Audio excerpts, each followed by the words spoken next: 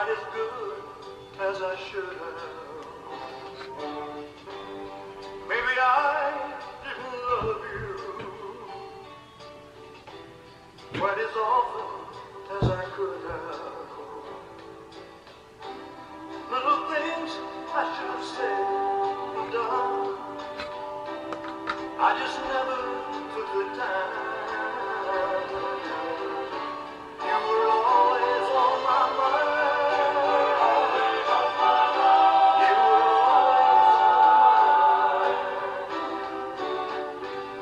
Maybe I didn't hold you all those lonely, lonely nights. And I guess I never told you I'm so happy that you're mine. If I made you feel second best, girl, I'm so sorry I was blind. You were always on my mind. You were always on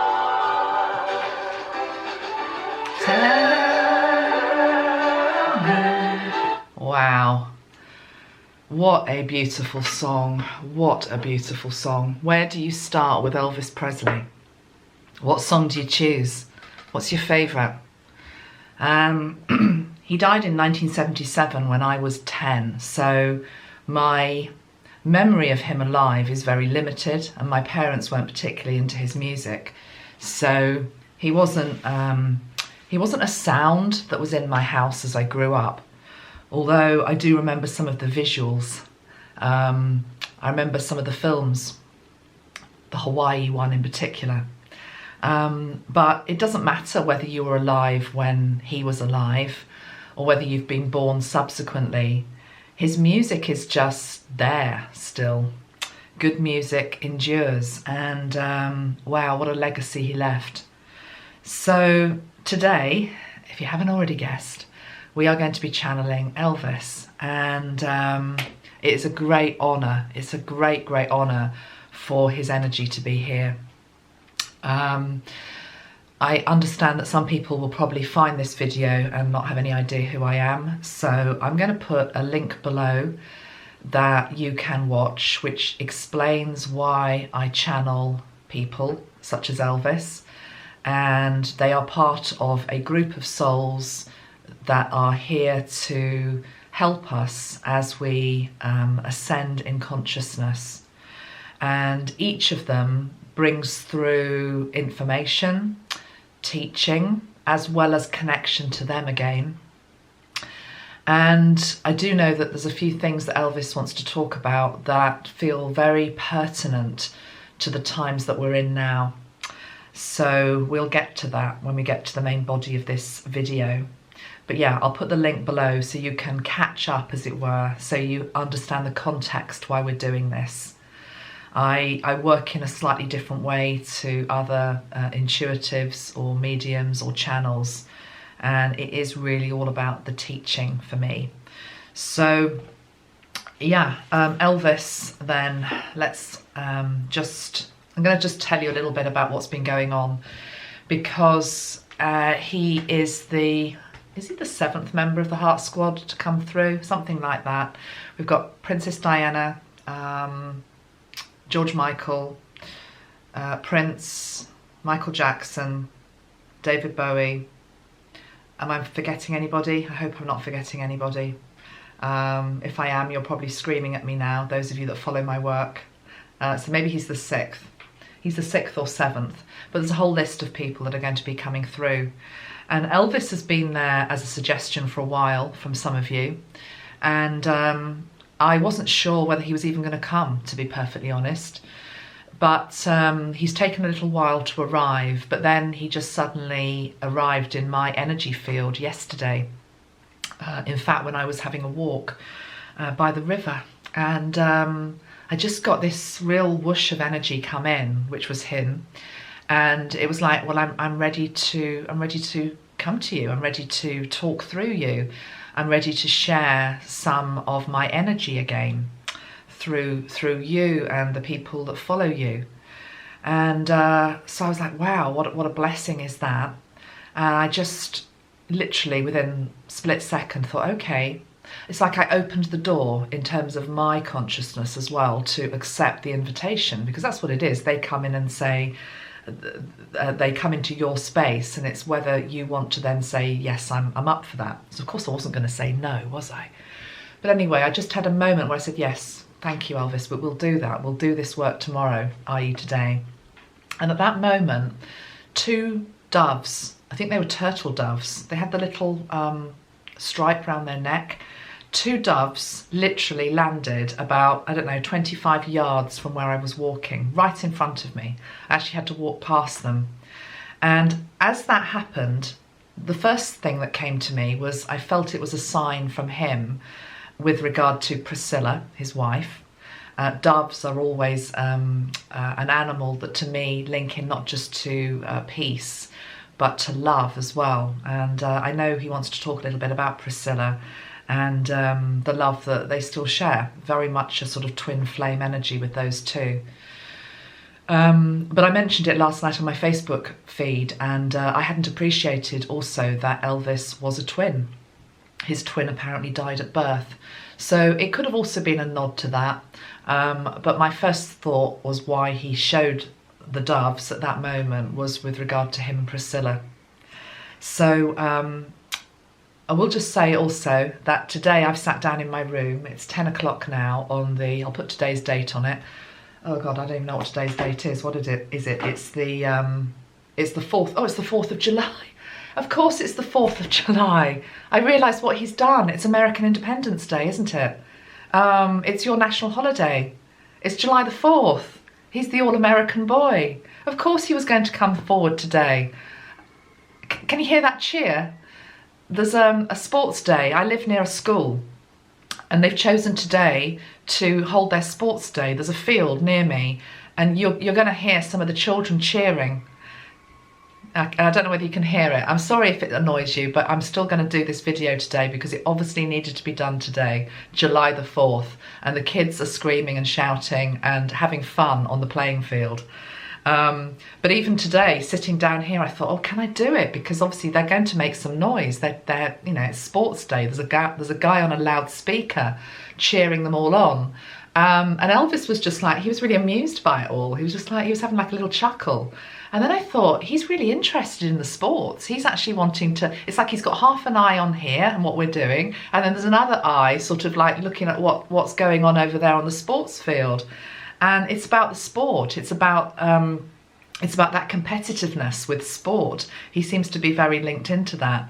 So I can't believe it's July the 4th. I just feel that's so perfect because, you know, you don't know my life. You don't know how I live it. And Elvis has been hanging around with me thinking, shall I, shan't I? Is it going to work? Is it not?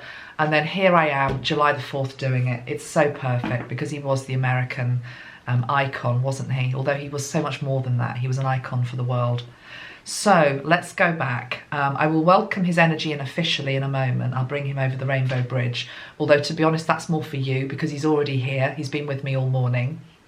I'm just going to tell you what's been going on. So it always interests me as I get ready to do one of these channelings because they're around me as I sort of get ready for the day and get ready for the channeling. And each one of them is very different. And if you've watched my other videos, you'll know that, for example, Freddie Mercury in particular and Prince, Freddie and Prince in particular, were very sort of fastidious about, you know, maybe wear this or don't wear that, or, you know, sort of like guiding me, I guess, in terms of appearance. And not because it's about me, just because it's helping me to get into their energy. And today, when I was doing my makeup, Elvis was sort of like, it was like, I know he comes from a different era, but it was like an old-fashioned, it was like a gentleman's energy. So it was like, I was sat at my dressing table and he was like, oh, no, you go and do your stuff. I don't need to know. And it's this thing about a lady, you know, it's like you're a lady, and us men, we don't need to know what goes on with ladies, you know. So, and it's like that old-fashioned thing. It is the 1950s thing of sitting in front of a dressing table I don't know whether he saw his mother do it or whether he just saw other women do it. He definitely would have seen his wife do it later on, a few decades, with you know, the perfume bottles and the powder puffs. And it's almost, to him, it's almost like a mysterious world, you know, in terms of what women do to get ready. So I thought that was really lovely. I also felt like I really wanted to wear a cross today, because he did have quite a strict Christian upbringing. And he wants to reference that, but he's like, no, you don't need to do that. You don't need to wear that for me. But I don't have one anyway. So but I wore this, which is almost like a nod to his regality. Okay, it's like a brooch with an emblem on it. What else has been going on?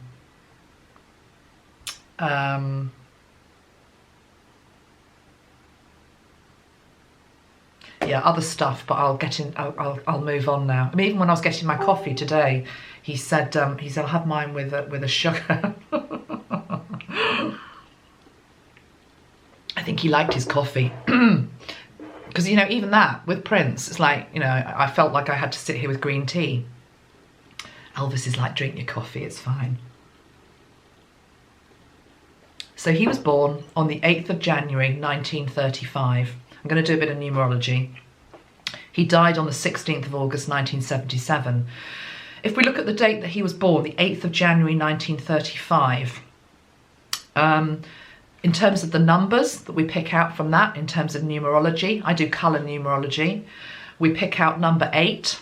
Well, number 8 is all about doing things bigger and better, you know, into infinity and beyond. But it's linked to the planet Saturn. There's a few of the Heart Squad members that seem to have that Saturn energy. So Elvis, again, number 8 is linked to Saturn. So somebody who was a hard worker, who persevered, who tried very hard, basically, and who approached life very much as though there were things to learn from it. The colour of number 8 is a violet energy. In fact, it looks like this as a colour energy. Okay, it's a violet energy, number 8. And violet is to do with coming to be of service in some way. So he came to be of service, basically, to mankind through his music, through his essence, through his energy, through the fact that he was a soul that was able to come and almost like smash through the ceiling, you know, create something that had not been created before, create a sound that had not truly been heard before by the masses. And that's very linked into his mission. He also is what we call a 27-9. Well, 27 is an energy which links into karmic rewards. So it feels as though his talent, his skills, his success in this lifetime came also from a past heritage where he had already practiced his craft, I want to say, in other lifetimes, not necessarily on this planet either, and also other things that he had done in past lives where he was due a karmic reward, and it came via, as I say, success, talent and skill. But basically 27, 2 and 7 add to 9. 9 is linked to the energy of Mars, and this is really interesting. It links to the planet Mars. Now, Mars is a red energy, okay? In terms of colour numerology, it's a red energy. And it talks about the need to have to channel frustration and potentially anger as well into something constructive. So I feel as though there was certainly something within his childhood where he felt very confined, very restricted, and he needed to find a way out of that energy, and he did it through his singing, through his music, through becoming what he eventually became. So definitely a lot of, again, planetary energy around him. In his numerology of his birth, you've got 2 planets. You've got Saturn and you've got Mars. Both of those planets, in terms of energy are masculine. Okay, Saturn is a very masculine energy, and Mars is also a very masculine energy. It's like a double masculine energy. And to be honest, I think he was that. You know, there was no doubting Elvis in terms of his prowess as a man. You know, he was a real alpha male. That was part of his appeal. And, you know, there was just no question mark here in terms of, you know, his, I was going to say his sexuality, but I think what you have to understand when you listen to this video and some of the stuff that he's going to be saying is that you can't judge some of what he might say based on today's standards. So he grew up in the 1930s, okay? For a man in the 1930s, it was to do with having a woman on your arm, okay? That's what made you feel like a man. He's not saying that that is necessarily what's right. You know, it's not that he is in any way prejudiced. He hasn't got a bone of prejudice in his body, actually. I feel that so strongly. And actually, if he were to come back, and I do think of all the Heart Squad, he's the one actually that's almost like he's looking. He's quite interested because society now is so different to how it was when he grew up and also when he lived in many, many ways, in terms of the advances in spirituality, the shattering of a lot of strict religious confines. Politically, things are very different. Socially, things are very different. I believe that there's just been the Pride March, hasn't there? Probably in London as well. I mean, I didn't go to it, but I saw the photographs on the news from wherever the Pride March was in America, and the rainbow flag. And you know, he's interested. It's like because it's like that didn't exist in the 30s. You know, it just didn't. So there is this curiosity with him to come back and to experience what it feels like now to live a life where equal rights have become much more accepted and the norm in many areas of life, not just in terms of sexuality, but also race. He's big on race, you know. It's one thing I'll ask him about, but he's already been talking to me about it. One of the first parts of his energy that I tuned into was his upbringing in terms of segregation of race and colour. And I think he must have grown up. I'm not an American, so you know, I don't understand American culture as well as an American does. But it was Memphis, wasn't it? I think or Memphis is an energy that's around him. So he's taking me back to the 1930s and race segregation.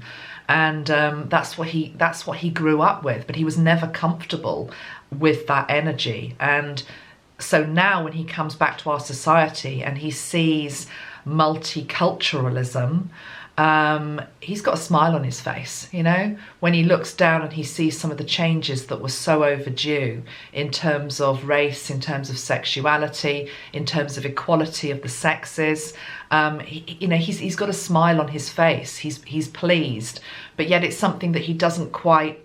He hasn't experienced it in the physical because he hasn't been here since these changes have started to really happen and bed in. So if he were to come back, it would be to experience that and to experience the changes.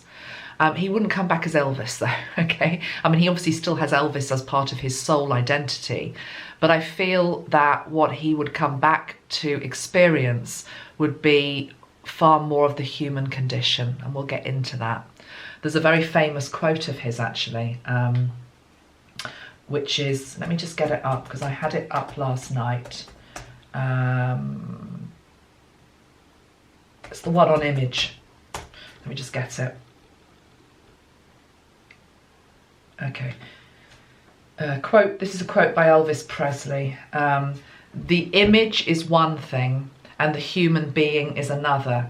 It's very hard. No, that's not the quote. Hold on. They've paraphrased. I want to get it completely right. Hold on a minute, guys. It's important. Actually, a lot of his quotes are brilliant. If you Google his quotes, very deep spiritual man. Here's one. Truth is like the sun. You can shut it out for a time, but it ain't going away. I like that. Everybody comes from the same source. If you hate another human being, you're hating part of yourself. You've got to follow that dream, wherever that dream may lead. Anyway, this is not the quote I'm looking for, Elvis. Where is it?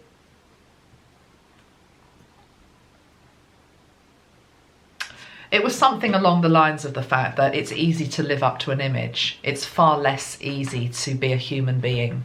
So it's that aspect of being a human being that he wants to come back and experience, because it's almost as though he became dehumanized in his life, as has happened to some of the other stars, in particular Princess Diana, Michael Jackson, probably all of them actually. It's almost as though we put people on such a pedestal that we forget they're human. We forget that they, you know, that they cry and they've got blood running through their veins and that they are mortal. And there is a degree of that goes on.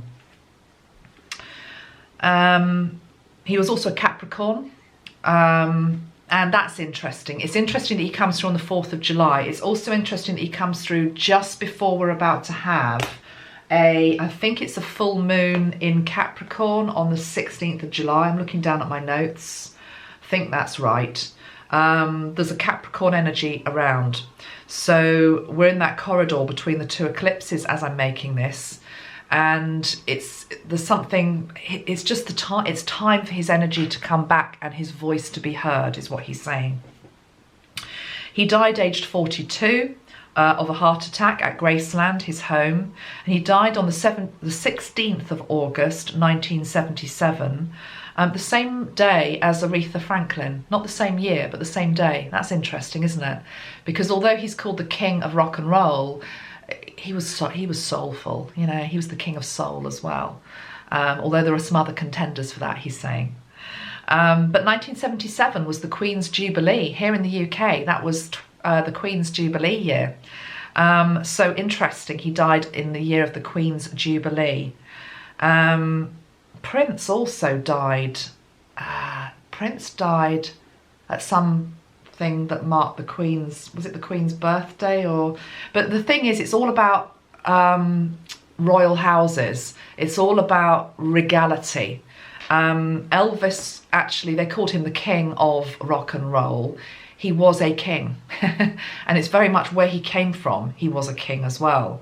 He is of a regal bloodline. Okay, that's what I'm hearing very strongly. He's of a regal bloodline. So it's no coincidence that he died on the Queen's Jubilee. You know, it's just like another little nod to that royal aspect to his energy. And again, if you look up the numerology of his death, the day of his death, 16 is linked into the tower in the tarot. Okay, the tower is literally that implosion where anything that can no longer be sustained has to fall away. And, you know, sadly, at the end of his life, there was an aspect where, as a human being, he was more of a shell of who he had been.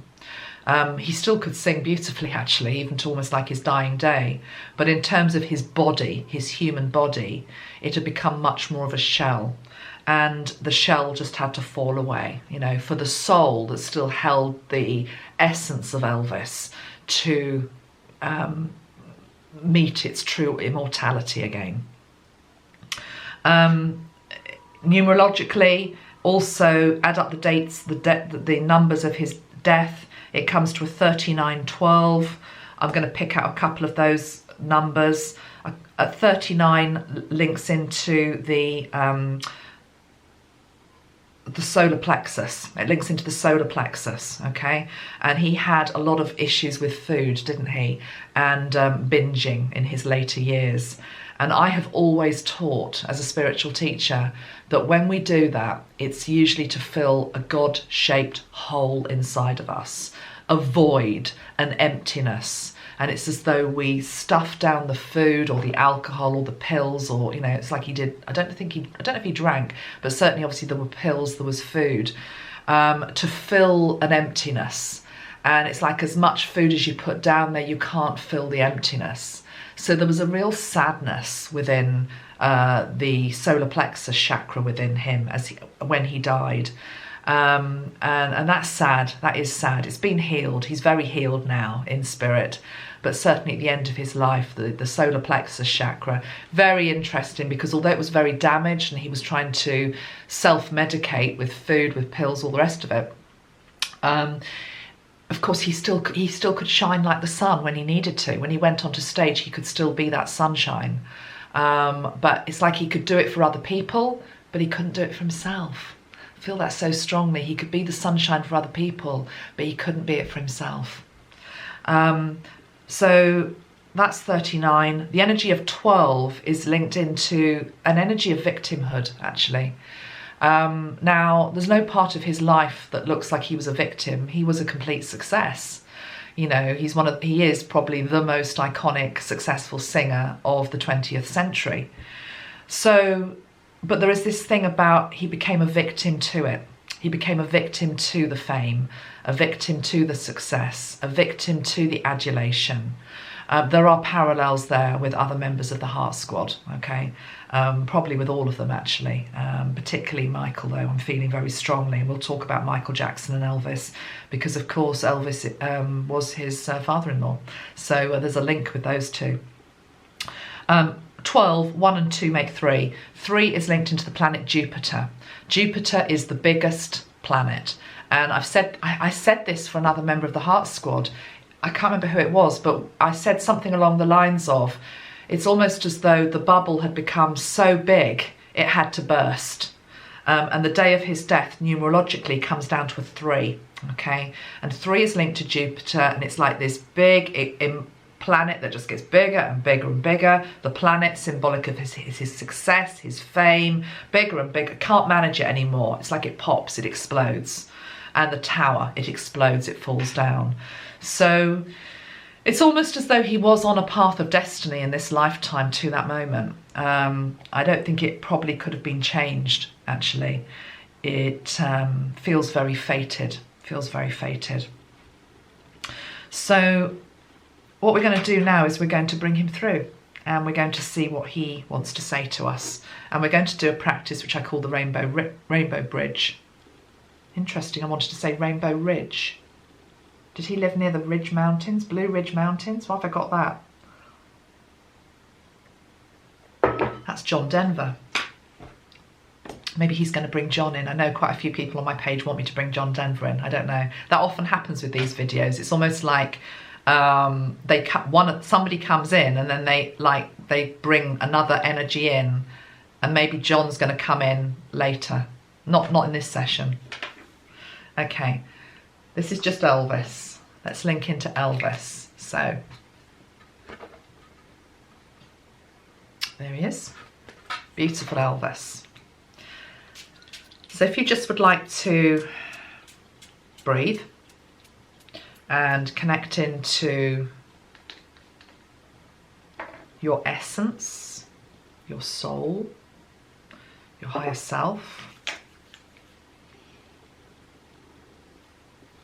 And we're going to call in Archangel Metatron. Archangel Metatron is my guide, and he's the one that oversees all of this work that we do. And Archangel Metatron brings a beautiful rainbow bridge. I'm already seeing it. I'm smiling. I'll tell you in a moment. He brings a rainbow bridge which is part of it is here. One end of it is here. The other end is where the person who wants to cross over to speak to us is. And it's not it is a rainbow bridge, but it's white, and it's studded with rhinestones and diamonds, but rhinestones in particular, a nod to Elvis and the way that he often used to dress. So I'm seeing just this pearlescent bridge, and it is white and it's studded with rhinestones. And the rhinestones are like, oh, that's interesting. The rhinestones on the bridge are like stepping stones. They're laid out like stepping stones. And we are going to walk to the brow of the bridge with Metatron, and we're just going to wait for Elvis. And as is always the case, there is a bench that is laid out. And sorry, I'm smiling because usually the bench is like a wooden bench. Sometimes it's white, sometimes it's been swept. This isn't the normal bench, guys, okay? This is a bench that is very ornate. It's glitzy is the only way I can describe it. It's like, it almost looks like it belongs right beside the pearly gates. It's encrusted with pearls and rhinestones, and it's white. And it's got a, the top of the bench where he's going to sit is that sort of shape, and in the middle of the top bit of the bench is a crown. There's a crown on the bench, and it's been laid out for him, and Metatron is just calling him, and that's really interesting. Metatron is calling Elvis with real affection. Real affection. There's real I know you really well. You and I know each other really well. Elvis, you know, come on, Elvis. So he's just calling him, and that's bizarre as well. For some reason, do not ask me why, I'm seeing like an old-fashioned telephone. Those of us that remember the old-fashioned telephones before mobile phones used to have like a curly cord. And you used to have to dial the number. You literally used to put your finger into the dial and used to dial the number, 01, whatever it was. And it's like Metatron is dialing up Elvis's number. It's like on an old-fashioned phone. And okay, contact has been made. And Metatron's now putting the phone down, saying he's on his way. Okay, so we just wait. Let's just wait for a moment. Let's just see him appearing.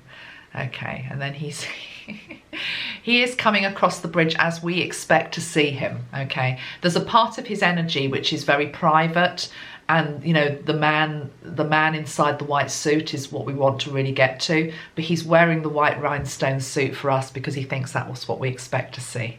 So that's what he's coming. He's walking across the bridge now.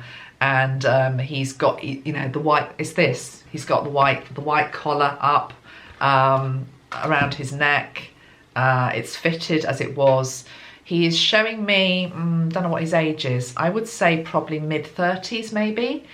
He's not appearing as like a very young Elvis. He's not in his 20s.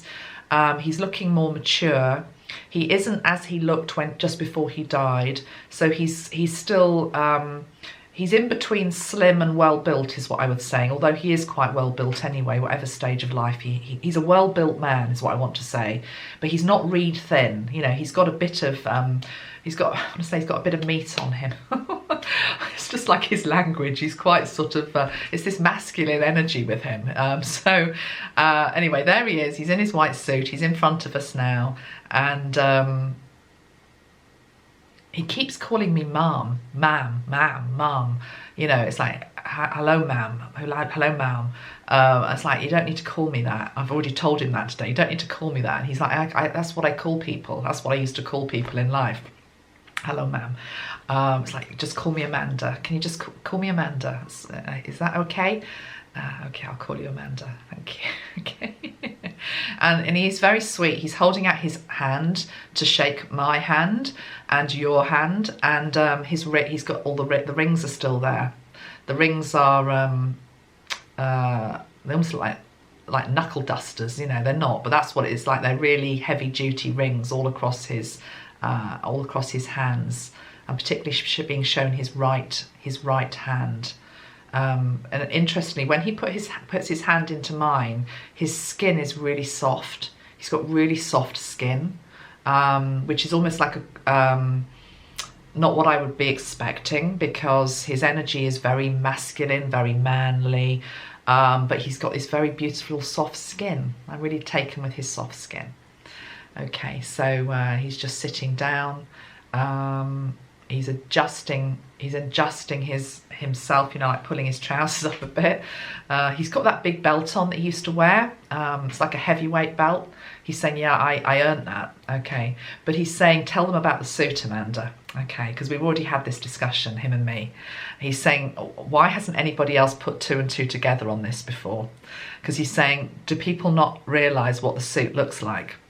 And he's saying, just think about it for a moment. So he's talking to all of us now. What does the suit remind you of? I mean, this is just one version of it, okay?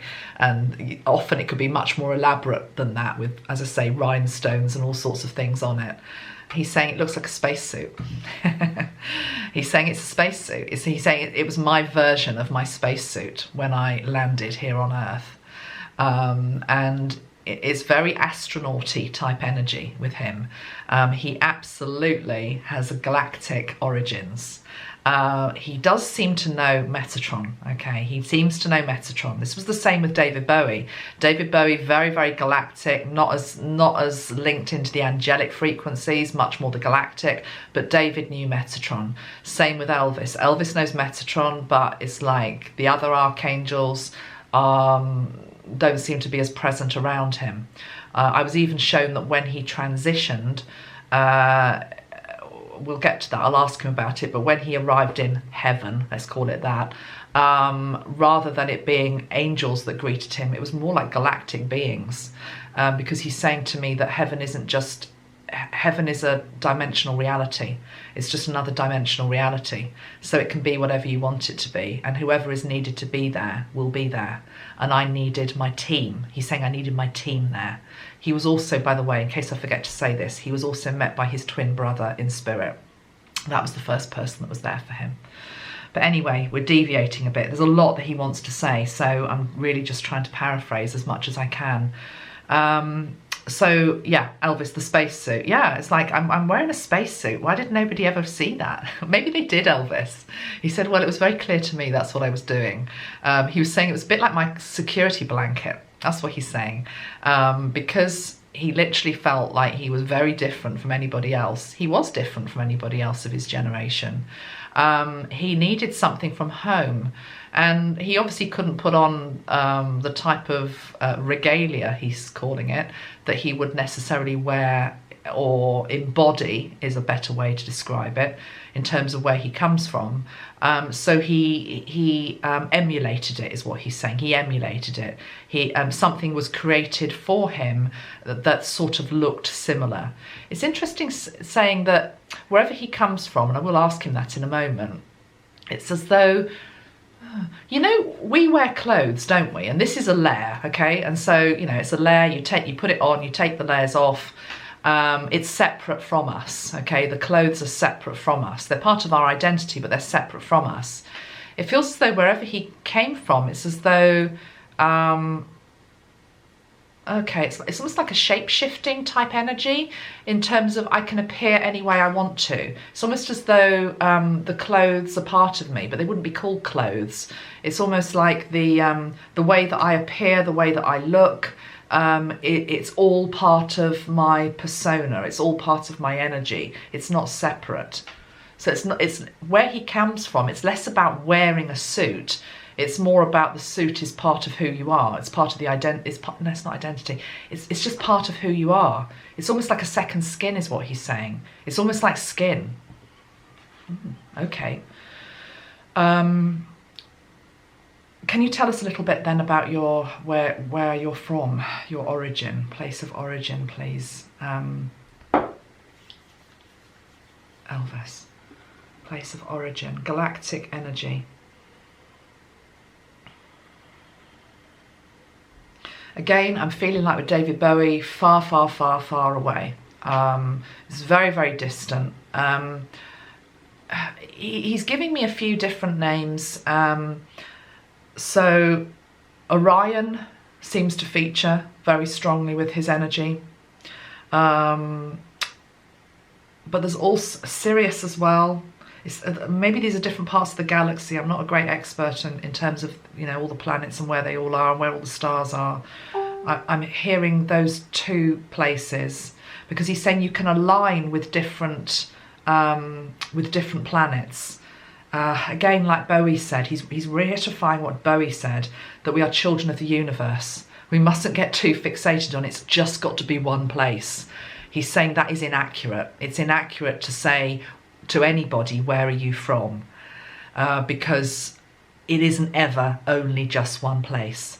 So I'm hearing Orion, I'm hearing Sirius, I'm also hearing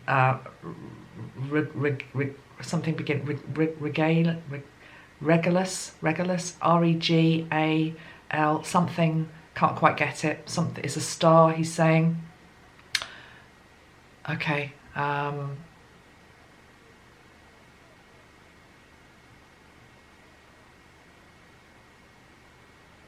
Feels wherever he's from, he was very respected, very lauded. He was the king. He had status, he had prestige. He was sent from wherever he's from, different star system, to be here on Earth for the short period of time that he was here, to shake things up, to bring in a different reality, to, he's saying to shake up the youth. He's saying that the youth in the 50s and the 60s were nothing like the youth of today. Again, it's another reason he'd love to come back. You know, he looks now, and he looks at his grandchildren, for example. He's talked about his grandchildren a bit, and it's like, wow, you know, the opportunities that youngsters have these days. Actually, sometimes that can be overwhelming, he's saying. It's almost like gone too far, but the opportunities are amazing. But, you know, go back to the 50s and 60s, and it's like, you know, the teenager didn't exist, you know? So it's like the teenager was created. He helped to create the phenomenon of the teenager. He's saying sorry about that. It's a little joke. He's just joking. But no, in all seriousness, he's proud of the fact that he broke down walls with regard to that in terms of the youth, and helping to get them out of their straitjackets, he's saying, you know, loosen them up a bit. That's what my dancing was all about, that as well, loosen it up. He's showing me his hip movement that he used to make when he used to perform. And he's saying that was also to do with releasing sacral energy. Okay, it was all around the sacral area of the body. You know, it was like gyrating his pelvis, but it's the sacral energy. It's the sacral energy and the base chakra energy, and it's like you've got to release that to fire the rocket, he's saying. So, and he's now taking me to Honolulu and Hawaii, and he's showing me, you know, the beautiful women there with the garlands around their neck, and they do the belly dancing, and of course that's a little bit higher. I'm no belly dancer, but you know, it's sort of up to the solar plexus as well. But it's all that lower half of the body, releasing the lower half of the body. He's saying in the 30s, the 40s, the 50s, he's saying people were very uptight with regard to their lower chakras. Very, very uptight. It was all very closed, and it needed to be released, and music helped to do that. And the way that he moved his body helped to do that as well. And other people, of course, emulated it. He's saying, do not judge people, though, in the 30s, 40s and 50s for the fact that their lower chakras were closed down. He's saying, look back at what had happened. He's talking about the world wars here. He says this generation have no comprehension. He's talking about younger people. He says they have no comprehension of quite how difficult it was, and quite how much the whole populace of the world had gone into fear. He says that's what war does. It makes you close down. It closes you down. And so what had to happen was people had to open back up again and relax and be able to flow a little bit more. And he's saying that's what all the dancing was about. He's saying the jitterbug. I mean, I think that's before his time, isn't it? Buddy Holly, Chuck Berry. He's taking me back. Those type of singers as well. Jitterbug for some reason. Okay, I don't know what I know the jitterbug is a dance. I don't know what it looks like, but he says it's all about, you know, trying to just release people from the confines that their physical bodies had been put into because of the circumstances that have been going on around them in terms of the world and world events that have been so difficult for so many people. Okay. He's saying dance can still do that, music can still do that. He's saying at a time in our world where there is a danger for us to, again, close down because of fear, he's saying don't don't do that. Or he's not too worried about it, because it's almost like he's saying, it's like the genie's out of the can, you know. It's like you can't.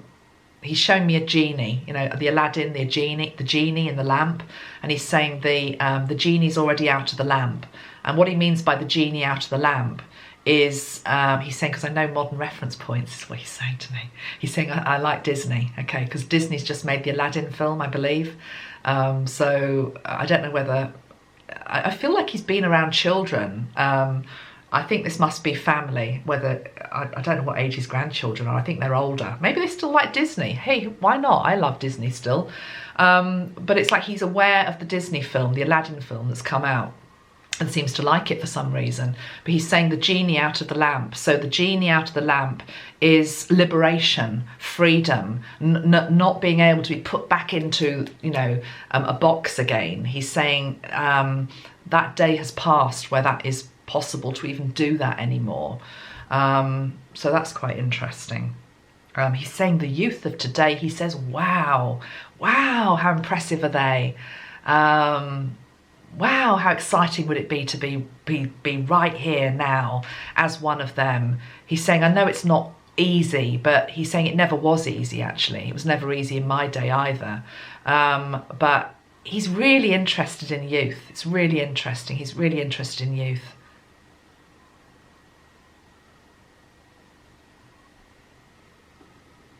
Okay. I will just say here, I'm looking down at my notes, because one thing he wanted me to talk about, one of the first things that he showed me yesterday when I was linking into his energy was, he says, I'm no racist. I am no racist. Okay, I think there's a rumour, there's mud that's been slung at his name in the past, where he's supposed to have said something derogatory about black people. And he's saying, I never said it. I never said it. He said, I would never say that. He said, I saw the damage that segregation caused as I grew up, and I hated that. So he wanted just to set the record straight there, you know. Absolutely no bone of prejudice in his body. What he does have, or body is not the right way to say it, no bone of, no streak of prejudice within his soul energy is what I'm trying to say. What he does still have in his energy field, though, is almost like old-fashioned values. There is still this thing about men and women in terms of, well, he's a gentleman. He's a gentleman. He's the sort of energy, well, he is here now, he'd open the door for you. He's saying, even if I didn't always do that when I was alive, because certainly towards the end of his life, the tablets had changed his personality to a degree. But he said the true man that was one who was wanted to be chivalrous, and he grew up with those values, that women are to be treated well. And again, he says, I didn't always succeed, but that is part of who I am. I tried. So there's this thing still that I still feel this energy with him in terms of men and women and their roles. And, you know, a man should do this, or it's a man's job to do this. It's a man's job to take care of his woman. But it's all linked into the era that he grew up in. You know, it's his reference point, and you can't judge him for that. You can't judge anybody for what they grew up with. In terms of his upbringing, tell me a little bit about that then, Elvis. So, yeah, he was saying earlier that certainly there was a strong religious influence. I feel that very strongly. Presbyterian, I think he was, something like that. And I got the image earlier of like him being told to go and wash his mouth out with soap and water, you know, by his mother if he had sworn or, you know, done something that wasn't, or uttered something that was in her eyes not right. So I don't know whether that actually happened or whether that was just his way of showing these very sort of traditional, strict values, you know, go and wash your mouth out with soap and water, for saying that type of thing. So, but I think this all links into this sort of sense of confinement that he had as a child. I get a strong feeling of love for his parents, but I also get a strong sense of, I also couldn't wait to get away from that family home type situation. It's as though he couldn't be, although he was called Elvis, but it's like he couldn't really be Elvis Presley when he was there in the home. He had to get out. It was like this real energy of, I've got to get out. I've got to make my mark in the world. Let's have a few questions at this point. So I've got some questions here as my screen goes blank. He's got a bit of a sense of humour, I tell you. I put up on Facebook last night, you see, that I was going to be doing this, so some people have given me some questions. So let's just bring some of them in.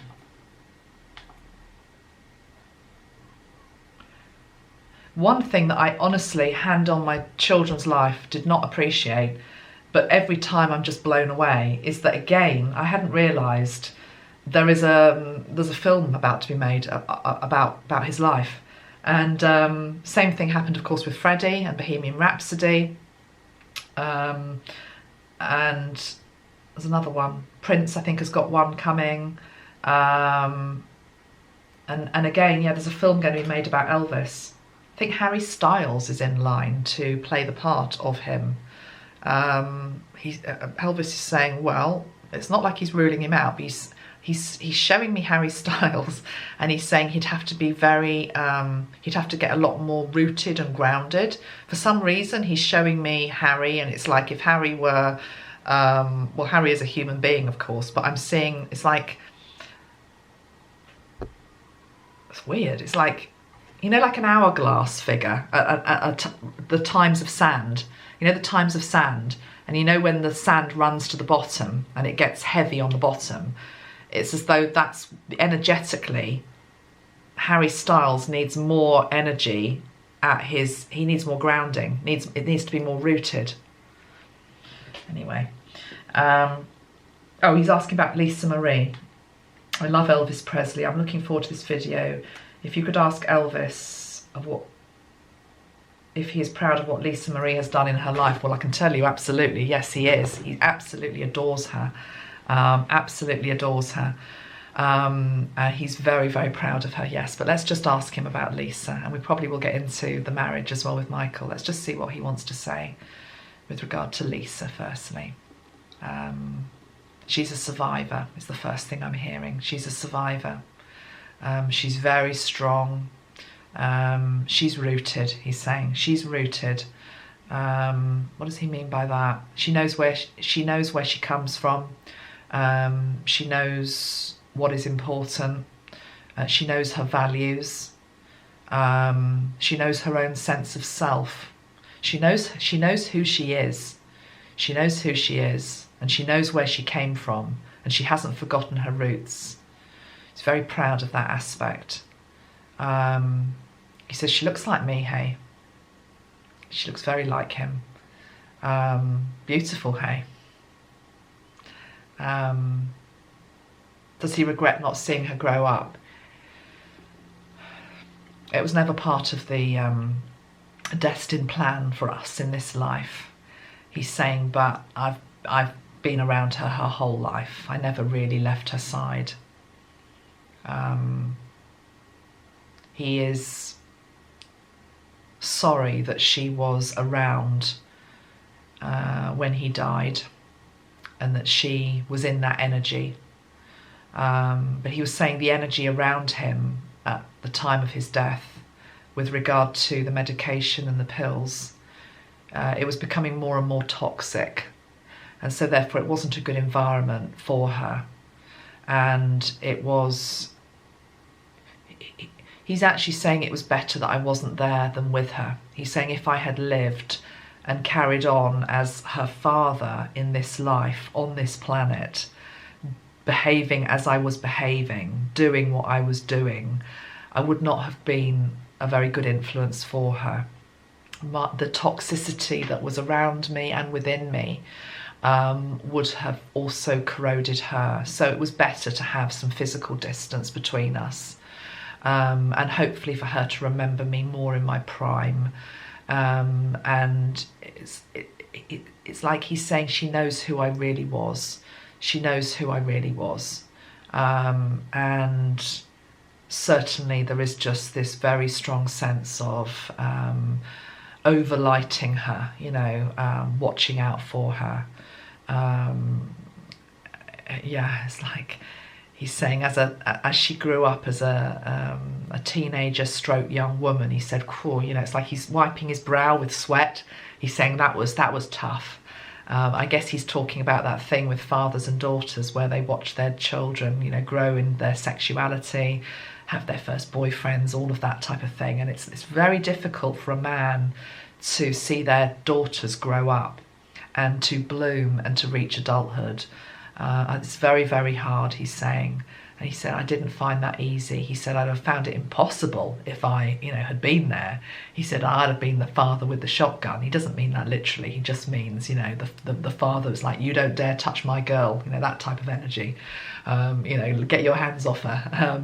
But he's saying, so it was better, again, it was better that I wasn't there. But he was saying it was hard watching that from afar, seeing it play out. He said, but she's a good girl. It's interesting. He still talks about her. I mean, she's a grown woman. She's my age. She's in her 50s. But it's like to him, he still refers to her as girl. And it was interesting because I knew the Michael Jackson question was going to come in because Michael married Lisa Marie. And Elvis gave me one of Michael's songs, actually. And it's the song that Michael did with Paul McCartney, which is The Girl Is Mine. And in that song, Paul and Michael, you know, it's like it's a little ditty, basically. It's quite a light song in terms of the girl is mine, no, she's mine, you know, all of that. It's like back and forth, no, she's mine, no, the girl is mine. And Elvis was like, yeah, but, you know, Lisa was my girl. And it's like Michael was like, no, she was my girl. It's like this very playful energy because they both, Michael and Elvis, they both loved her very much. So there's this thing with both of them, which is like, she's my girl. But Elvis is like, no, she's really only ever going to be my girl. And only fathers can get that. You know, it's just a father-daughter thing. Did you approve of her marriage to Michael? He said, I was much more comfortable with it than her mother was. He said, I got it, I understood it. And now there's something he told me last night with regard to this, which I think is very interesting. He is saying that this almost like changes how we view karma. What he's saying is that Michael came in for Lisa and they found each other, and it was an opportunity for Lisa to work through karmic lessons that she had with her father. And this is where it's slightly strange, because usually you would expect, well, it has to be the father that comes back and you then pay off that karmic debt or whatever it is with the person that's, I don't know, done you wrong or hurt you or whatever. But what Elvis is saying to me is he's saying that's such a earthy, such an earthbound, constricted way of thinking about karma. Because he's saying you can work out karma or the lessons of that karma with other people. So he's saying Michael, like himself, there were a lot of parallels with their lives. And particularly with regard to being surrounded by people who just told them what they wanted to hear, with regard to the prescription drugs, with regard to medication, with regard to eventually that being partly responsible for the death of them, okay? So Lisa, even though she was very small when he died, Elvis died, he's saying Lisa is a very old soul. She's a very wise soul. So what you saw as that little girl who was left by her father was actually a very advanced soul who completely and utterly got what had happened and understood that she needed to work through the feelings that had come up in terms of abandonment, in terms of rejection, in terms of loss, in terms of those things in particular he's saying, okay? As well as, interestingly, is there something I could have done to have prevented it? Is there something I could have done to prevent it? Even though she was only a little girl, is there something I didn't do? You know, was I not, I don't know, was I not good enough, or was I not bright enough? Was I not pretty enough? Why didn't he stay? Why wasn't I enough? That sort of energy. So then she sort of links up with Michael, who again has very similar things going on in his life. And she sees the same story starting to be played out. She sees the drugs starting to come in, the addiction kicking in. She sees the descent. He's saying she's very intuitive. She saw what was going to happen with Michael, and she knew it was going to end up the same way as with her father. And so the lesson is not quite the right word, but the challenge for her was to get out before it really destroyed her as well. She wasn't going to allow it to destroy her as well. So she gave what she could. She helped Michael as much as she could. But when she realised it was never going to work effectively, she got out before she went on the downward spiral with him, okay? And in that way, she helped to balance out some sort of karmic energy, I want to call it karmic energy, that was in her field, which was that men always disappoint me, reject me, leave me, okay? Ultimately, of course, Michael did sadly leave as well, but she had already got out of the okay, what Elvis is saying is she had got out of the sinking ship before then, okay? She'd had the foresight to make a life for herself before that happened. But he's saying there's a great fondness from Elvis to Michael, no doubt about that whatsoever. There is like a nod of approval that it happened. I actually feel, maybe overstating a little bit, but I do almost see like Cupid's arrow. You know, I think he had something to sort of do in terms of those two linking up. He certainly didn't disapprove. I am also feeling very strongly that, again, no children, though, would have come from that union, and it didn't, because it's to do with the meeting of two royal bloodlines. And those two royal bloodlines, the Jackson bloodline, because Michael Jackson's got a very regal energy as well, again, different star system, different place, origin, galactically, but an Elvis is a different strain, two different bloodlines, which can't merge for some reason. I don't know. I mean, what do you mean by that?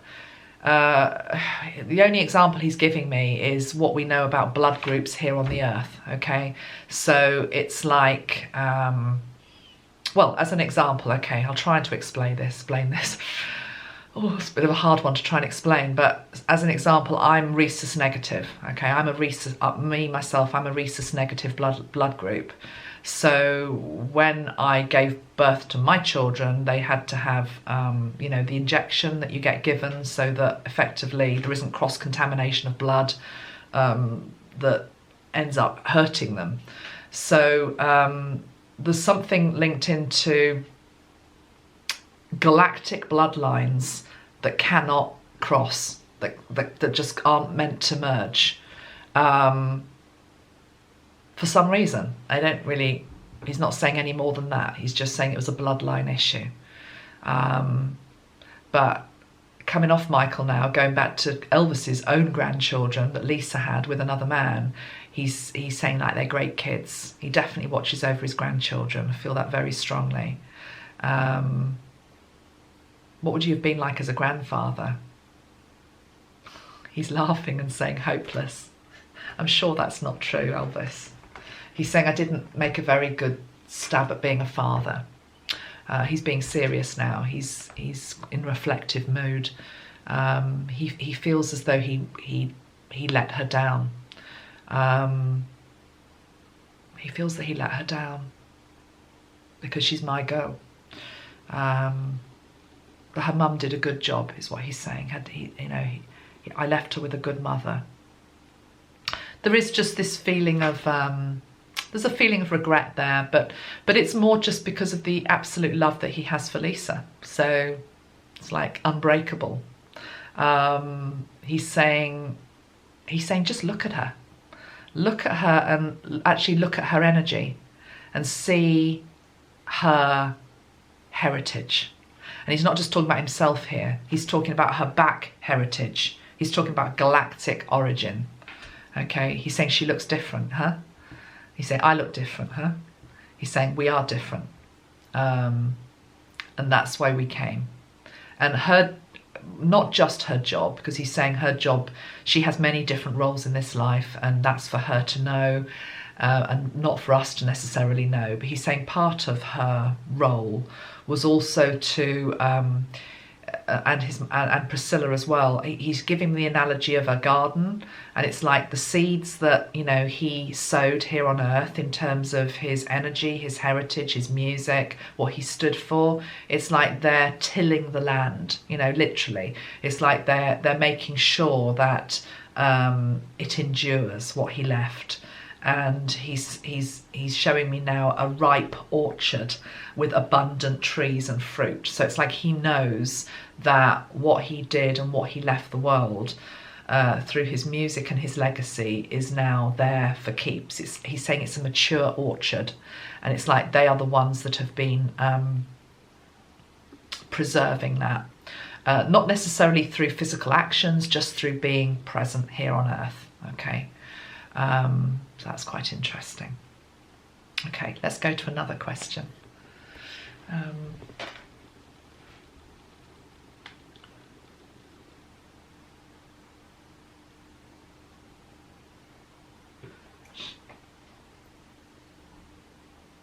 Somebody asked about his twin. So yes, apparently he was a twin at birth, but his twin died. So I'm going to ask about his transition, because I saw his twin there at his transition. So I'd like you just, Elvis, if you can, to tell us a little bit about your transition after you died. Okay, we're saying, well, I sure didn't hang around in the vomit. I mean, let's make no bones about it. It was a pretty undignified end for a king. Okay. It was an undignified end. You know, he was found beside the toilet, wasn't he? And he'd been sick, and he'd been dead for a couple of hours, I think, when they found him. So it was he said it was very undignified. He said, I sure didn't hang around there. So it's like, I feel as though, just show me then what was happening around that time. I'm just hearing him say, I'd had enough. I'd had enough.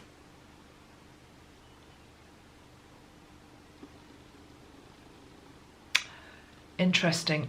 Again, galactic energy. He's saying, I'd had enough and I'd put in the call to go home. He's saying, although I'd put in the call to go home, I didn't necessarily know that they would arrive that day. By they, he's not talking about any men in suits walking in the room or anything like that. He's talking about spirit. He's talking about spirit that came to bring him home. And that spirit feels galactic. It feels a galactic energy. So his moment of transition feels different from the others that I've been shown. Let me just see what I can get. Your moment of transition to spirit.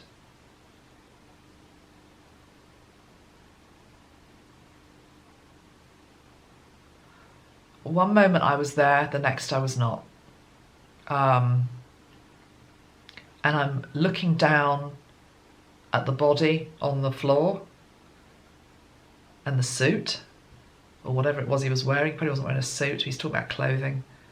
Must have been wearing some clothing. He is saying suit. I'm seeing the white suit. He can't have been dressed in the white suit. So why are you saying that? Oh, okay. It's almost like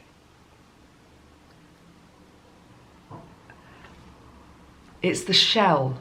It's like he's looking down on the shell. I'm sure he wasn't wearing his white suit, but it's almost like he'd gone and what was left was just this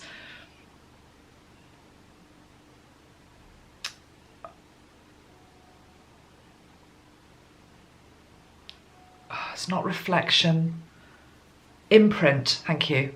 This imprint of what he had been. That's what I'm being shown, okay?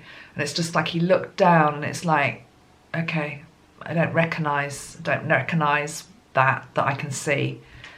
He left his body very, very quickly.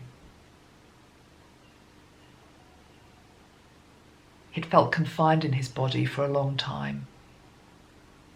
He hadn't liked his body for a long time. He didn't like what he'd done to his body.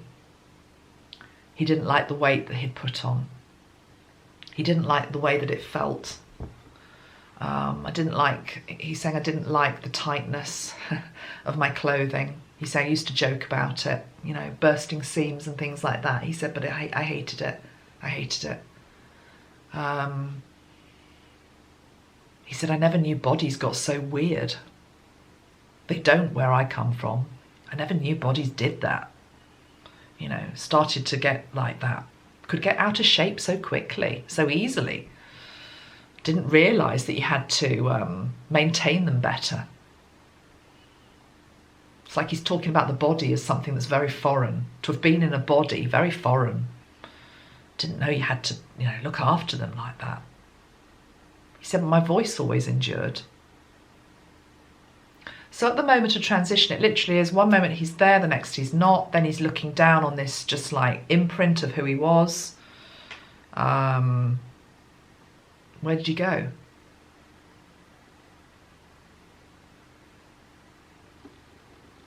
I'm not seeing this transition as what I've seen before with others. I'm literally, it's like a ship. It's like a ship, is what I'm seeing. It's like a great big galactic ship. And they just, it's like hoovered him up, you know, beamed him up. I'm seeing inside the ship. The ship is literally what looks like a flying saucer type shaped energy. It's very, very flat. It's very, very thin. It's white. It's almost like it's like a circle. It's like a flat circle. It hasn't got a dome on it even. It's like a flat circle.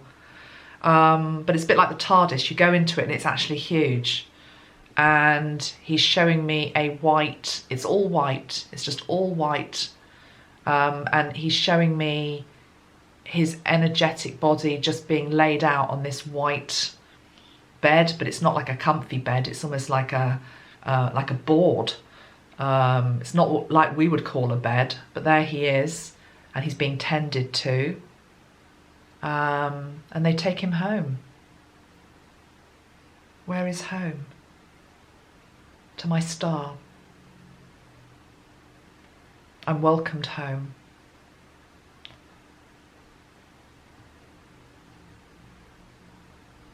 He doesn't stay on the ship. The ship, putting it crudely, it's almost like drops him, deposits him back on his star. And the person that is there to greet him is the twin brother. The twin is there. And it's like they greet each other like that. It's like there's no words. It's like that. There's light that comes out of the palm. And Elvis says something along the lines of, well, that was a ride. That was a ride and a half. No wonder you bailed out, buddy. And they laugh. And it's like a hitting of palms together. Not hitting, but a palm to palm. No wonder you bailed out, buddy. That was a ride down there. And then I'm just seeing the two of them. They're the same height. They're the same stature. And it's like they're walking. It's like Elvis has got his arm around his brother. The brother feels younger for some reason, even though they're twins. So I know they're the same age, but just energetically feels a little bit younger.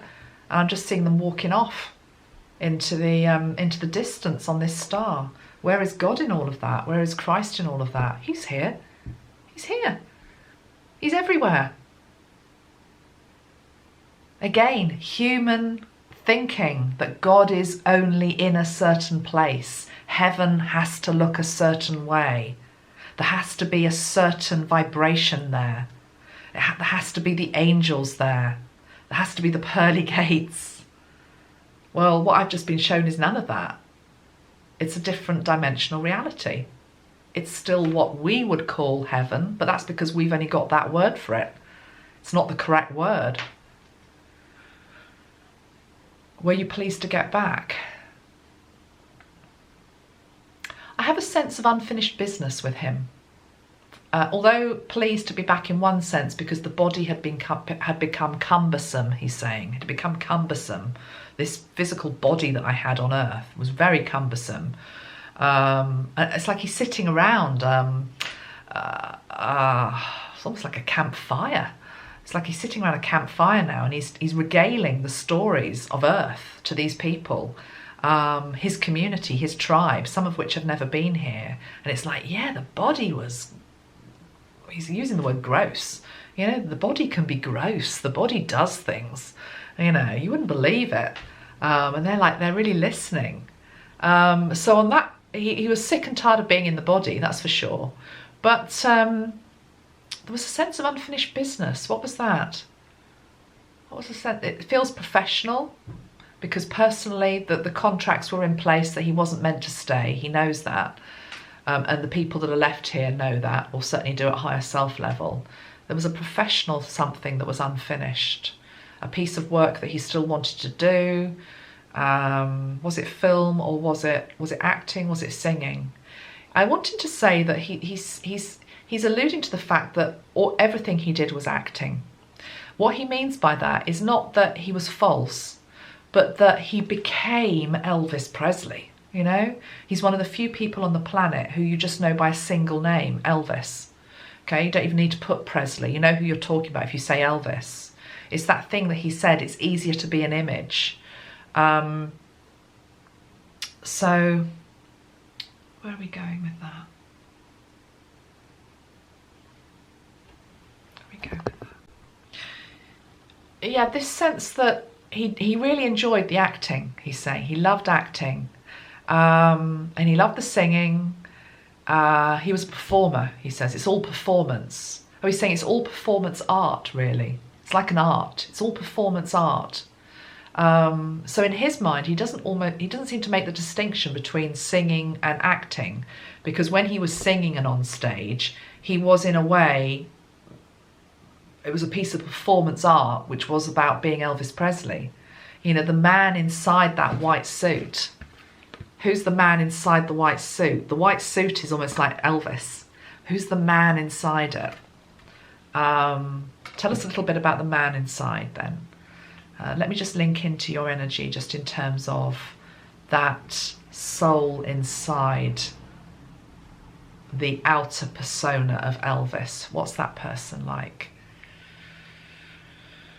Just let's feel into that together, actually. Let's just feel into that. See what we get.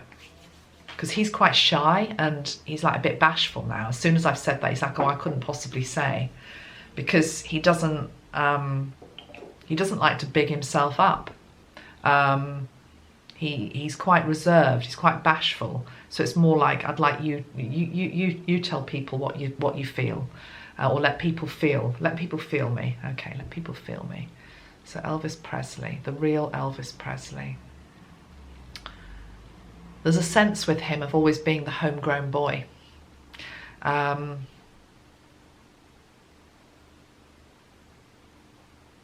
He's taking me back to very simple times. I'm seeing fields of, I don't know where he grew up, whether it's corn, barley. I'm not sure what they all look like, but you know, a very simple, almost like a country boy type energy. I wonder whether that's why the John Denver thing came in earlier. There's this energy of just like a simple country boy at heart. That's really what I was. That's what I'm feeling. He's shown me the checked shirt now, the checked shirt and the little neckerchief. I think there's been some pictures of him with that. He's shown me that the checked shirt. Was there a film he did where he was like a country boy? I don't know if there was. That's quite close to who he actually was. What else? Who you really were at heart. A simple country boy, home-loving country boy. I love my mother's apple pie. He said, I love my mother's apple pie. It was good. It was good. Ooh, it was good, he's saying. I could eat some of that now. He likes apple pie.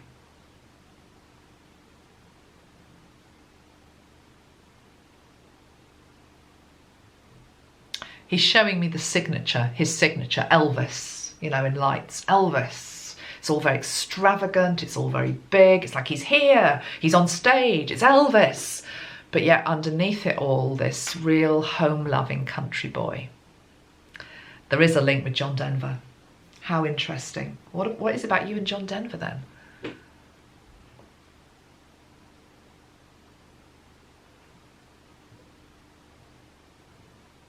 What is it about you and John? It's just that vibration of the country, country music. Oh, telling a story through song. He says John was very good at that. He says I tried to do that as well.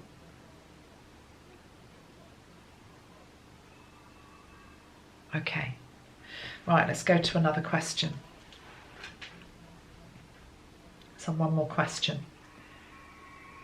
Can you hear the kids cheering? I'm gonna have to open my window in a minute, it's so hot. Maybe I'll open the window right at the end so you can really hear how loud they are. Born in 1958, I have been raised with this music, so excited. Would be interested to hear his view on the young generation today compared to the time. We've done that, that's good, okay.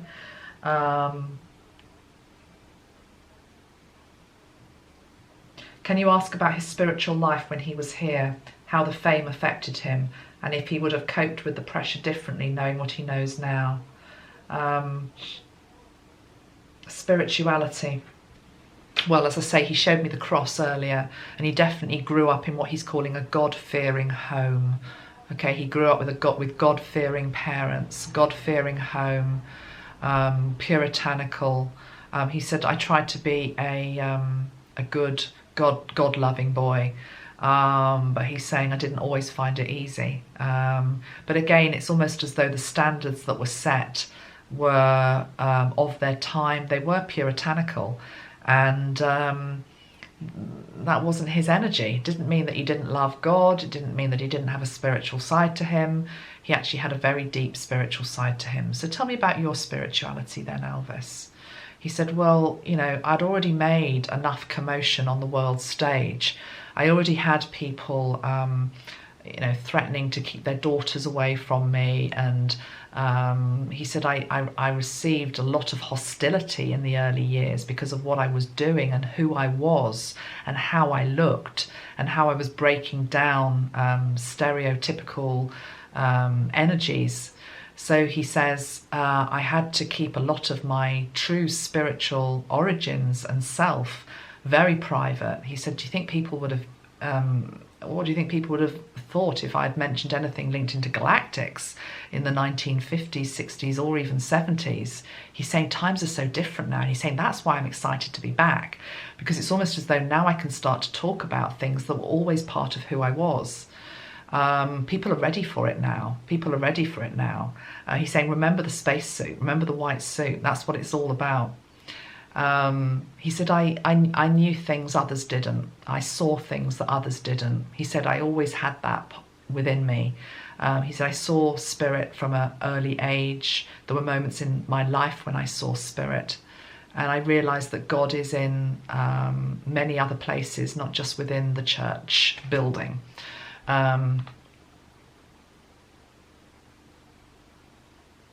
He's talking about travel and that he would have loved to have travelled more. He's talking out of America. And again, that's another reason why he'd quite like to come back, I feel. And I think if he came back, I don't think he would live in America. I think he would be, where would you be? Oh, he's saying take your pick. He's saying it's undecided. Initially I was thinking Europe, just because of all the heritage and the history in terms of architecture and culture, but he's also showing me, you know, very different places such as the Middle East, or, you know, he's saying no, not Middle East. Okay, why not Middle East? Okay, he's saying parts of the Middle East maybe, but he's saying no to the Middle East because there is still there a lot of the confines, in different ways. He's saying, but there are confines there in terms of you're not allowed to do certain things or look a certain way. He's showing me, as an example, somewhere like Dubai, you know, you've got to be really careful, you've got to watch your P's and Q's and dress a certain way and not drink and all the rest of it. And he's saying, I would like to be somewhere which is very liberated. He's showing me Holland, actually. He's showing me Amsterdam with a wink. He's not being naughty. It's more just a culture which is very liberated and open and freedom of expression. He says, I could never be in China, for example. Nothing wrong with the Chinese, he's saying, but it's more to do with, again, I've had a lifetime where I've grown up being told I have to be a certain way and having to break out of the box. He's saying, I've done that. I don't want to go to a country where I would have to conform in any way in terms of what the government tells me I have to do or societal pressure.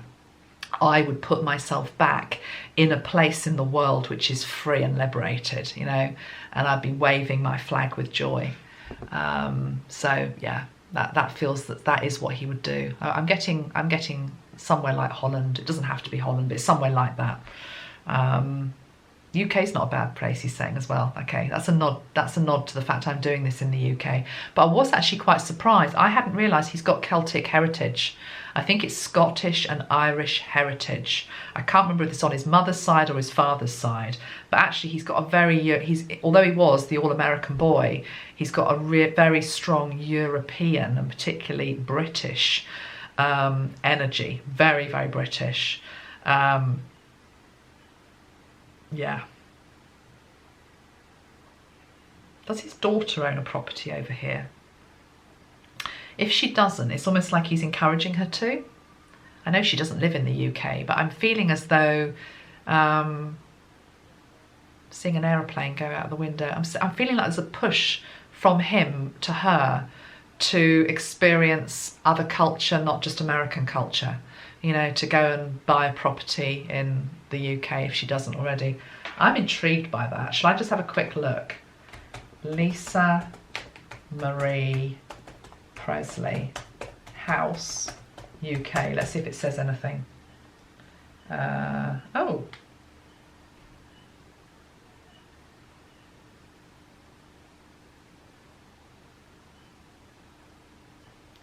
Oh. Yeah, she does own one. I don't know whether she's just. I don't know whether she's just sold it or not. This is from 2016. She had a grade 3 listed mansion, which she sold for 4.5 million in East Sussex. Oh right, okay. Well, I don't know whether she's still got any property here, but it's like he's saying she needs to. I'd like her to have a bolt hole in the UK, is what he's saying, because it's like it's part of her roots. It's where I came from as well. Okay. All right, I'm going to take a little break here now, and then we'll just finish off. So back in a moment, guys. Bye. Hi everyone. Right, I'm back. Just had a little coffee, another one. Window is open, so you're going to be able to hear the kids, but we've only got about another 5 minutes anyway. I've looked up, I was confused about the star, because Elvis keeps talking about the star that he went back to. It's Regulus. I nearly got it. I was saying Regalus or something like that. It's Regulus. I've just looked it up. And it says Regulus is the brightest object in the constellation of Leo and one of the brightest stars in the night sky, lying approximately 79 light years from the sun. It's actually a quadruple star system composed of 4 stars that are organised into 2 pairs. So that's what I'm really feeling strongly with him.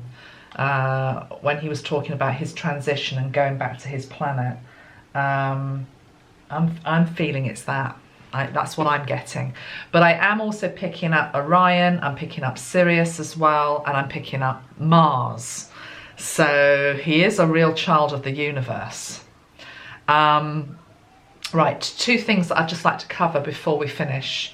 I know that a few questions came in last night about Colonel Tom Parker, who I believe was his manager. I've just got a picture of them up together here. And it looks like he was a pretty controversial character. Some people loathing him, and some people thinking that he helped to keep Elvis going for longer. But, you know, very, very controversial. So I'm going to ask Elvis about that. There is, again, this sense of humour coming from him, because I keep wanting to say Colonel Tom Sanders, which of course is the Kentucky Fried Chicken, isn't it? And it's like he liked his Kentucky Fried Chicken. Well, it wouldn't be Kentucky Fried Chicken necessarily. Southern Fried Chicken is what he's saying. Southern Fried Chicken and apple pie. He's saying I miss that. So let's just ask about this Colonel Tom Parker. Now I brought up his date of birth, which straight away told me something, which was that he was born on the 26th of June 1909. 26 is an energy that links into codependency, and I think Elvis and the Colonel, there was a codependent energy between the two of them. And so therefore it's very unfair sometimes to just point the finger of accusation at one person, i.e. the Colonel, and say you did this to him.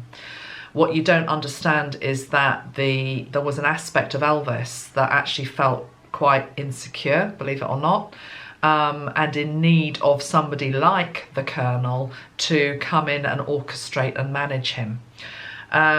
Also, again, I'm hearing very strongly it was of the time that it happened.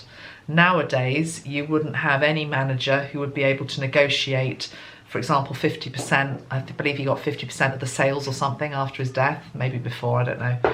It just wouldn't happen anymore. So, but of its time, it did.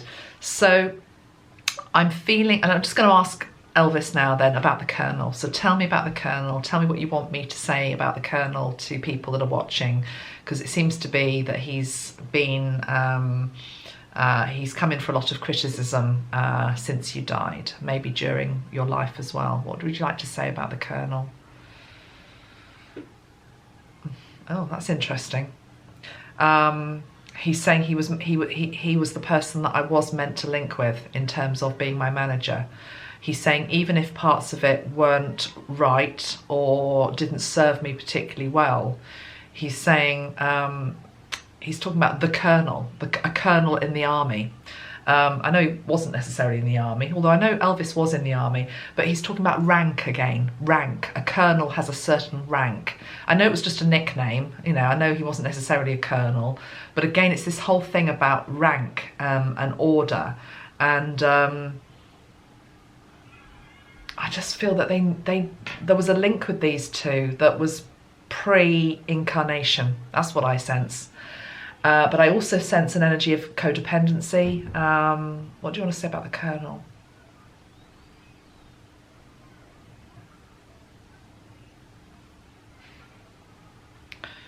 He's saying, think of it from his perspective. He's being very forgiving. He's saying, think of it from his perspective. How easy do you think it would be to manage a sinking ship? The sinking ship is the way he's describing himself in terms of his descent into addiction. I mean, the number of pills that he's showing me that he swallowed in the years leading up to his death are just in the thousands. And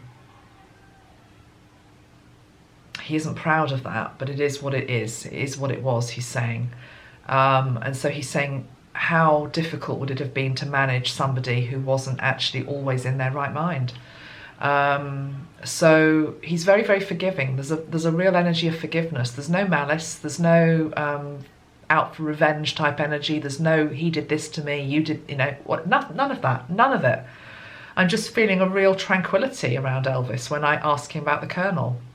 So he's saying, if other people have got issues with that, can we please let them go? Can we please move on from that?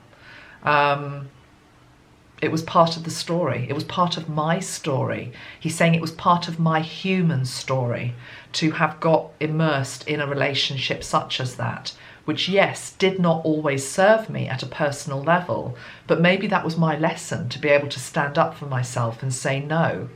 But I didn't always do that. He's saying people come into our life to serve us, to show us things, to give us lessons. And so therefore don't beat up the person that has been assigned to do that job for you, even if you then do not learn the lessons that are being presented by that person. There's definitely like a father-son type bond with them as well. The fact that he was older feels important as well. There was this energy with Elvis of looking up, but that also comes sometimes from a codependent type energy.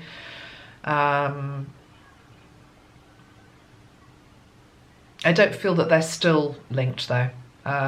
You know, I know that the Colonel died, it says here in 1997, so he died, you know, he was in his 80s. It was very much an earthly contract is what I'm hearing. It was an earthly contract. It isn't a contract that is still ongoing. It's not a relationship I feel that is still ongoing.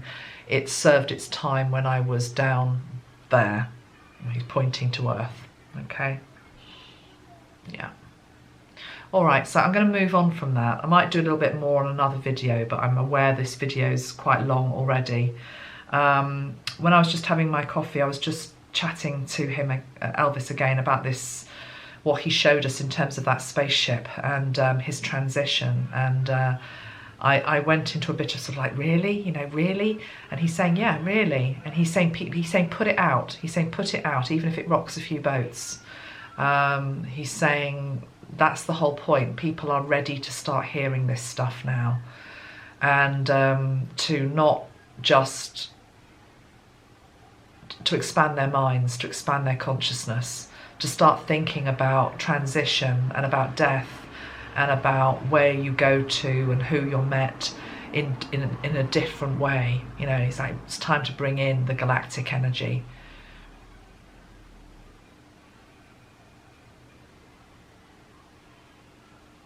Song starting to play. Can you hear that? Can't hear what it is. Okay, final messages. Can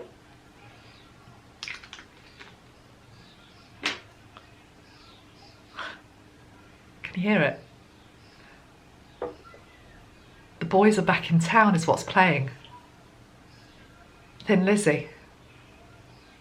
The boys are back in town. Can you hear that? Fantastic. The Boys Are Back in Town.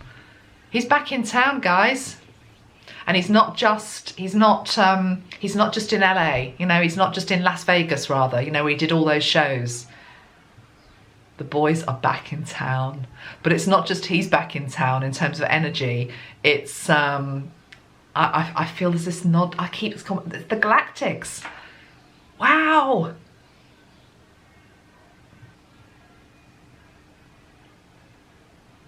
Spread the word around, the boys are back in town. I wonder if he's going to come back quite soon as in an incarnate again. Are you coming back soon?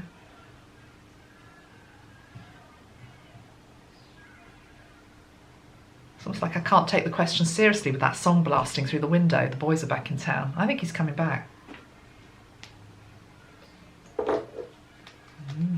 We'll see, won't we? I'll do that. I'll ask that question again on another video. I'm getting a bit tired now. Okay, final message, Elvis. Just thank you. Thank you for having me. He's saying, thank you, ma'am. He's going to ma'am again. Don't call me ma'am. Just call me Amanda. Thank you, Amanda. He's saying, sorry, he's like, you know, I still revert back to how I was brought up, he says. I'm realising now it's 2019. He says, it's good that it's 2019. He says, although realise it's not 2019 in other places in the universe. Okay. Okay, so let's just let him go. So he's getting up from his bench that he's been sitting on the Rainbow Bridge, and he keeps going on about dry smoke to me. I don't know whether dry smoke, you know, dry ice, not dry smoke, dry ice, you know, on stage. I don't know whether dry ice didn't exist when he used to perform or whether he used to love it. But he's saying he's like, bring on the dry ice. And it's just, I'm seeing like this great swirl of dry ice coming in, and the temperature's going cold. The temperature's going very cold. And it's like the dry ice is he's just turning around, and it's like he's waving. It's like a real manly wave, and he's walking back. Dry ice is leading him home. Yeah. Okay, so just let him go. Okay, thank you. Well, wow. Okay, I hope you enjoyed that, everyone. I'm still in awe that this happened on July the 4th. So, happy Independence Day, USA. Let this be our Independence Day, I want to say. That's like a world call. Let this be the world's Independence Day. He's like shouting back, let it be the world's Independence Day. Independence Day is coming, he's saying. Wasn't that a film? Independence Day is coming. But whatever that film was about, Independence Day is coming. What he means by that is it's all good. It's all good. We're on the last lap, she just said. Yeah, we're on the last lap. Okay, guys, I'm going to go before it gets even more surreal than it already is. Much love to you all. Get yourself outside and ground now, okay? Bye for now. Bye.